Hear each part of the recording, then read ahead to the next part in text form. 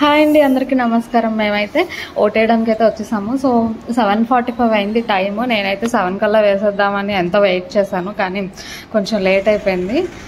So line అయితే చూస్తున్నారు కదా, గేట్ బయటకు వచ్చేసింది.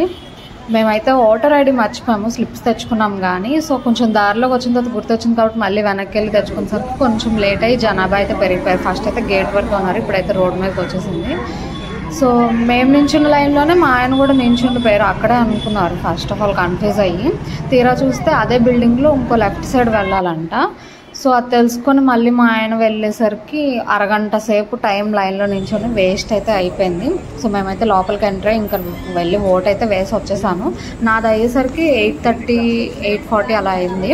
కానీ మా హస్బెండ్ది అక్కడ ఇదిగోండి ఇక్కడ ఈ బిల్డింగ్ దగ్గర ఇచ్చారు. సో ఇక్కడికి వెళ్ళేసరికి చూస్తున్నారు కదా, ఎండలో మాడిపోతున్నారు.